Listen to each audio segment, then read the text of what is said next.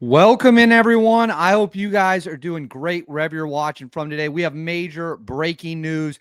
We have more bombers in the air racing around Venezuela, lingering off the coast. B-52 bombers, you heard that correctly, are once again in the air off the coast of Venezuela.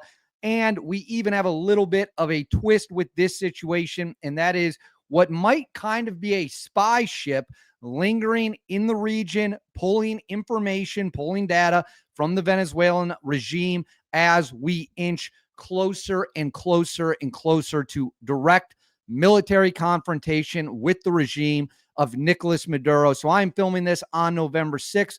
All information is up to date as of November 6th. As I've said before, and I'll keep saying, we're in a very fluid situation. Things will change, and they could change rapidly. But as of the filming of this video on November 6th, it is the most up-to-date information. And you'll notice I'm rocking a new hat today. Let me know in the comments what you think about the hat, or if I should bring back the regular traditional American flag one. Before we get into it, please make sure to like and subscribe. Totally free, huge boost to the channel.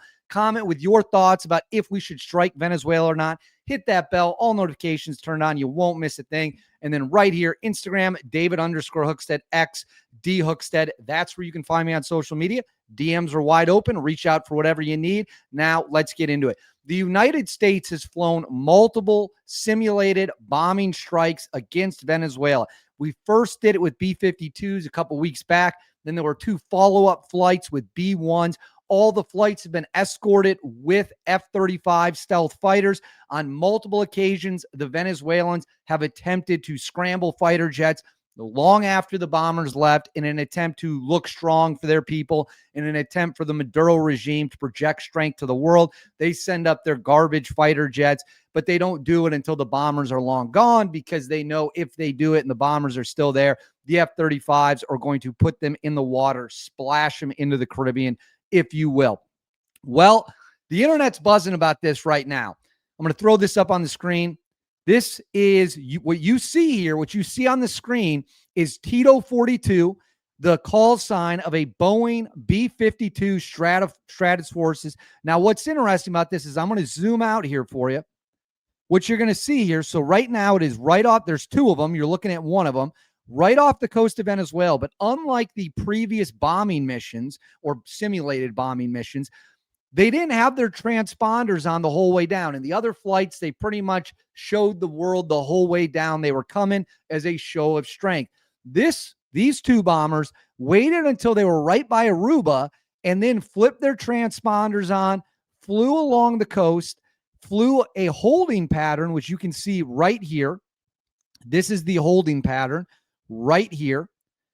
And then turn and is going back and forth miles off the coast of Venezuelan territory. It is unclear whether or not they have breached Venezuelan airspace. My guess would be probably not, but we don't know, because they did flip their transponder off briefly during the flight around the Venezuelan coast. You could see the plane there.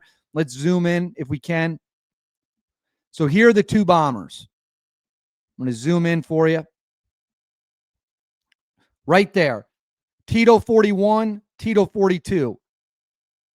So those are the B-52s. They are flying right next to each other. They are at 23,000 feet, 460 miles per hour. They are racing and ripping around the coast of Venezuela. This is now the fourth simulated bombing attack, or whatever, show of strength, whatever you want to call it, off the coast of Venezuela. And what's interesting is if we zoom out, Venezuela is pretty much the middle of the country has gone completely dark. You do have some planes, a lot of private jets are taking off, but otherwise air travel around the around Venezuela is extremely limited at the moment, likely due to, I'm going to just hit show only this, likely due to Tito 41 and Tito 42. Again, here you see they came by Aruba, past Curacao, went along the coast of Venezuela, turned their transponders off, turned them back on, flew a holding pattern, and are now flying back and forth up and down the coastline. This is a massive middle finger to the Maduro dictatorship. We're signaling to him, we can fly bombers. right up to your country, right up to your coast. And there's nothing you can do to stop us. There's nothing you can do to stop the boys and the bombers from flying in wherever they want, however they want, for as long as they want. But that is not all. I'm going to put this up on the screen for you now. So what you are seeing here is a warship, a warship from the Netherlands, warship P-843, which is a highly sophisticated vessel that is stationed in Curacao, or Curacao, however you pronounce it, in Williamstead, Curacao, and it is equipped with highly advanced radar, highly advanced sensors, and what you see here is those sensors are well within range to spy on Venezuela. I'll zoom out a little bit for you here. So that red dot right there, that is the Danish, or from the Netherlands, patrol ship off the coast of Venezuela. It is, of course, almost certainly giving information to the United States. It is gathering. Now, what you see there at the top of the ship, I'm going to put this on the screen here. So this is the ship, the HNLMS Groningen P-843. The HLMS Groningen is a Holland-class offshore patrol vessel operated by the Royal Netherlands Navy. The vessel was built by the Romanian shipyards Galante by the Dutch firm Damon Group. So I'm going to pull up a picture. Pay attention here. Look at the top. I'm going to zoom in here. Okay, what we're looking at here, this is important, is a highly sophisticated and highly advanced radar and sensory system. So hold on one second. I got to see if I can get out of this. All right, so we're going to scroll down here, and what you see here is it has the Thales Integrated Mast Seamaster 400 Smile non-rotating air warning radar, Sea Watcher 100 activated phased array surface detection and tracking radar, and Gatekeeper electro-optical 360-degree surveillance system. So this is Miles. This ship, I'll put it back on the screen for you here, which is operated, which is part of the Netherlands, but of course, a close ally, a very close ally of the United States, is in Curacao, essentially is a hybrid patrol spy vessel, soaking up as much information as it can off the coast of Venezuela. You can bet the bank that that information is then being transmitted to the United States of America, where we are then analyzing it and deciding what we want to do with it. All right, so real quick, the bombers, I'm going to put this back on the screen. It appears the bombers are now heading closer to Curacao and Aruba.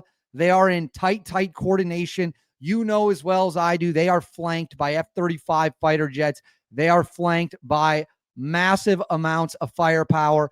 And we are going to yet again continue to prove to the Venezuelan government the dictatorship of Nicolas Maduro. We mean business. The bombers are in the air. This is the fourth time, like I said. We are rocking and rolling. And for those of you who don't know about the B-52, let me go ahead and pull this up on the screen for you. Should have done this earlier, but I'll do it now. So this is the B-52. This is one of the most powerful bombers. It's not a stealth bomber, but it can carry, I believe, up to 70,000 pounds of ordnances. So these are the old school ones. So these are some looks. So there you go. There's the bomb bay. Those are nukes, actually. Those are B-28 nukes and an AGM-69. More weapons, engines. This is a photo of a B-52 dropping bombs on Vietnam. This is a modern look at a B-52 in Guam. So they are massive aircraft. That's a great look at one of them. So I'm just so this is a phenomenal picture. So this loadout here, look at the amount of weapons that the B-52 can carry on it when it is armed to the teeth. Now, I will also put this up on the screen for you all, because this is interesting. There was a briefing in Congress with senior Trump administration officials saying Trump admin tells Congress it currently lacks legal justification to strike Venezuela. Keep in mind, there's a lot of games being played, so we got to take everything we hear. I don't want to say we're the grain of salt, but just always be skeptical, always be thinking. It says Trump administration officials told lawmakers on Wednesday that the U.S. is not currently planning to launch strikes inside Venezuela. I don't believe that for a second, obviously, and doesn't have legal justification that would support attacks against any land targets right now, according to a source familiar with the briefing conducted by Secretary of State Marco Rubio, Defense Secretary Pete Hegseth, and an official from the White House legal counsel. Lawmakers were told during the classified session that the opinion produced by the Justice Department's Office of Legal Counsel to justify strikes against suspected drug boats last month does not permit strikes inside Venezuela itself or any other territories for said. But if we scroll down here, it says officials did not rule out any potential future actions, one of the sources said. And then right here, I'm going to highlight this. The Trump administration is seeking a separate legal opinion from the Justice Department that would provide justification for launching strikes against land targets without needing to ask Congress to authorize military force, though no decisions have been made yet to move forward with an attack in the country. It says what is true one day may very well not be true the next, said the U.S. official when discussing the current state of the policy. So right now, the Trump administration is getting legal authorization, which apparently they have not obtained yet, to bomb the hell out of Venezuela. They want to go in there. They want to rock and roll. They want to come in and crush these dudes. And by all accounts, it looks like that is exactly what they intend to do, but they have not gotten legal justification yet. So we've got more bombers in the air. We've got a spy ship in play. And actually, let me see if I actually still have this because I want to talk about this. Let me see if I got it real quick. Let me see if I have it. Where is it? Right here. Okay, so I'm going to add this to the stage. So this was yesterday. Again, I'm filming this on November 6th. This was November 5th. This was a Dornier C-146 military aircraft. It belongs to Air Force Special Operations. It is used to fly black operations members into hostile territories, short landing strips, austere environments. And it went to Colombia yesterday. It was at like 24,000 feet, dropped real fast, then took off and flew out of the country. And we have seen multiple planes of this nature travel that area from Puerto Rico down there. So why did it drop so fast? Is it possible guys were parachuting out? Is it possible they were dropping supplies off?